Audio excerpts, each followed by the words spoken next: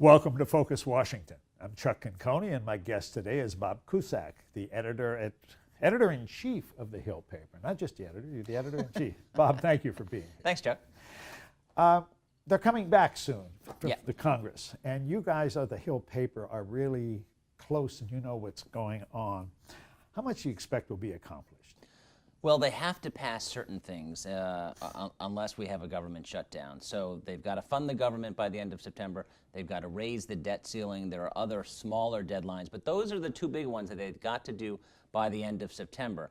Now, before Hurricane Harvey, I thought the chances of a government shutdown were well over 50%. But now I think they've actually lessened, because I think an effective strategy would be give the money for the disaster relief, attach it to funding the government measure, and I think that will continue it. But we don't know if Trump would veto that, because remember, he wants his wall. Yeah, he wants the $1.8 billion for the wall, and he's threatening to shut down the government, but it's going to take several billions to respond. That's only a down payment, and that doesn't have the votes to pass the Senate, because Democrats are not going to vote for anything that has wall funding. So I think Trump is going to have to make a decision that maybe he can get his wall down the road, though that's doubtful. But this fall, by the end of September, I don't think so. And Republicans on Capitol Hill, they don't want a government shutdown, because usually Republicans are blamed for the shutdown.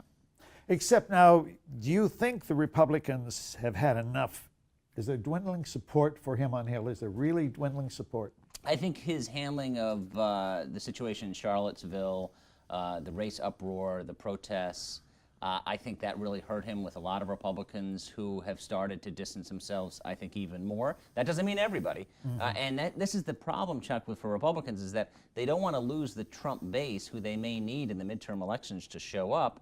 But at the same time, privately, they're just shaking their head at some of the things this president does and tweets about. So there's not likely to be a Republican congressional revolution against him? No, I don't think so, at least not yet. I mean, I think the only chance you'd see that is if we see something in the Russia investigation. That could, I think, cause Republican leaders to really distance themselves and push Trump away. But at the same time, remember, there's an ongoing feud between Mitch McConnell, the majority leader, and President Trump.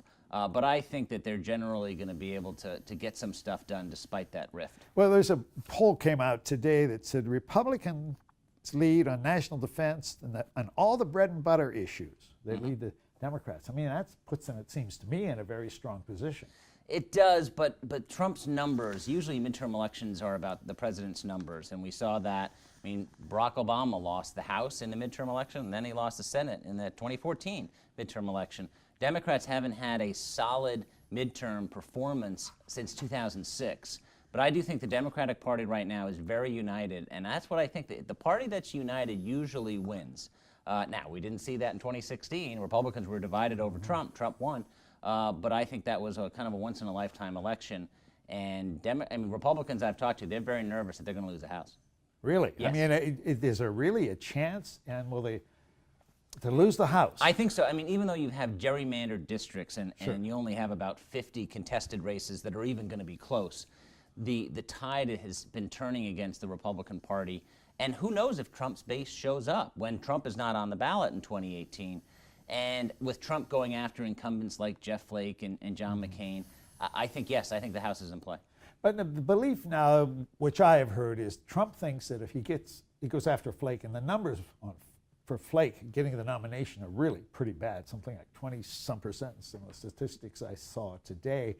The plan is that that'll scare the rest of the people so much that they'll fall into line. Does that make any sense? I can see the theory. I don't see that happening. I think more and more Republicans are not getting in line, and they're not going to get in line. And just like how he tried to pass health care, he tried to push and bully the Freedom Caucus. Well, that didn't work, so they had to pull that bill. Then they barely passed the House, and then, of course, with the Senate, John McCain was the deciding vote. So I think it's better to do it with honey than pushing and bullying members. That has not worked so far, and he doesn't have a lot of legislative successes. He has Neil Gorsuch on the Supreme Court, which was big, but he doesn't have tax reform, he doesn't have health care, and he doesn't have the wall. He doesn't know how to work with honey. There's no expectation He's that not he a honey will. guy. I mean, what are some of the Republicans that you deal with saying on the Hill, in the Senate and the House? privately, they shake their head, and they are just trying to get this White House to stay on message. Because, as you know, to pass legislation, especially sweeping legislation, whether it's replacing Obamacare or tax cuts / tax reform, you have to have a message, and you've got to stick to it. But Trump tweeting, that really gets to them, because they think they have a good day, and then all of a sudden he changes the topic and it's a bad day for them. Bob Cusack, thank you for being here with me today. Thanks, Chuck. I'm Chuck Conconi, and this has been Focus Washington.